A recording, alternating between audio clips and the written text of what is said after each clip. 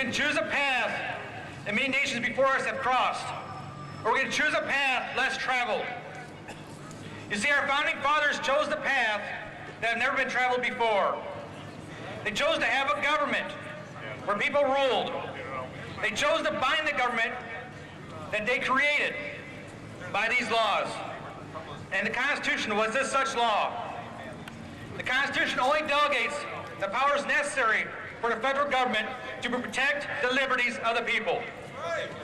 The Constitution is not only the rules of power in government. You see, it's our contract with our government. We hold these truths to be self-evident, that all men are created equal, that we're endowed by our Creator with certain unalienable rights, that among these are life, liberty, and pursuit of happiness. To secure these rights, governments are instituted among men, derived by just powers from the consent of the governed. So yes, it is a big deal.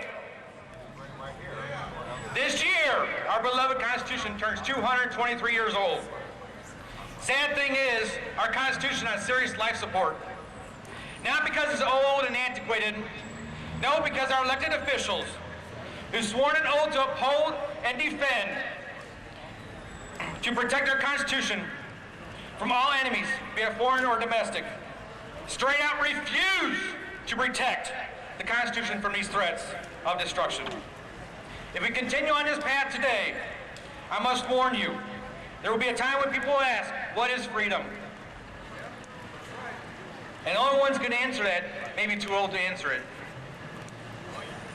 Today I can still answer, what is freedom? Freedom is not even one person who has to fear the government. When they have done not one thing wrong, but to exercise their God-given rights.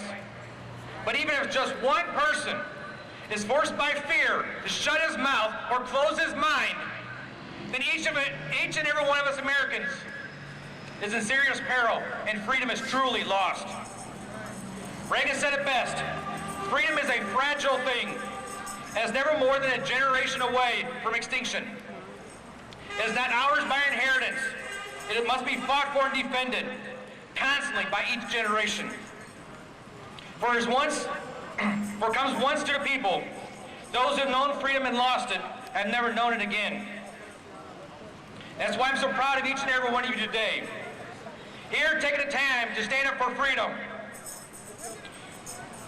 We're letting the powers that be, that are lined in the sand, have been crossed. We're taking a stand upon that line, and we will hold them to the oath they have sworn upon. And above all, do not let politicians con you into belief that mystic forces like inflation, the economy, and politics prevent them from doing what they took an oath to do. And after great much success from our last rallies, we may be looking what's the next step. How can we continue this fight and preserve our freedom? Maybe we're asking for what's the next leader to step up and take control of our government by putting the Constitution back in their binding cages. But I want you to know, there is a true leader here. And we're looking for it. We need to look at ourselves. And look in the mirror to know that we are the true leader. See, ourselves are the leader we seek. The leader we're looking for. The silent majority has been awoken in the sleep of apathy, from the sleep of apathy and discontent. We're fighting a war on ideas and principles. The power elite are not going to all of a sudden say, oh, sorry, we just went a little too far. No, we must stay active. Let them hear our voices, not the voice of some lobbyist. We must take back D.C. and even our own courthouse in Indy. We must get active. Make them hear us. If there's no one here to take the lead, then we must ourselves take that lead. We must make our voices be heard. We must make them fear us. Even if it's ourselves who have to run for office. Don't be afraid. You can't screw it up any worse than Obama, Pelosi, or Reid. Here's the problem when government gets involved in our lives. You see, I have a $100 trillion bill from Zimbabwe. No, I'm not rich. This is only worth a couple of these might buy you a 1-cent gumball. This is one of many examples of how government steals our money through hidden tax known as inflation. You cannot build character and courage by taking away men's incentive and independence. You cannot strengthen the weak by weakening the strong.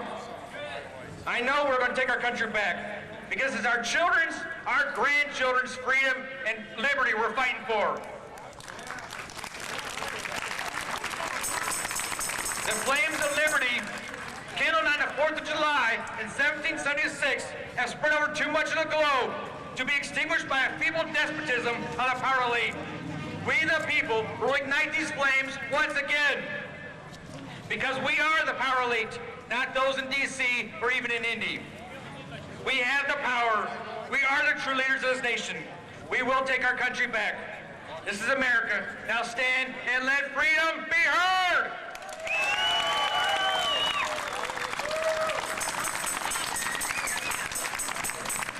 My name is Shawn Olson, and I'm no longer part of the silent majority.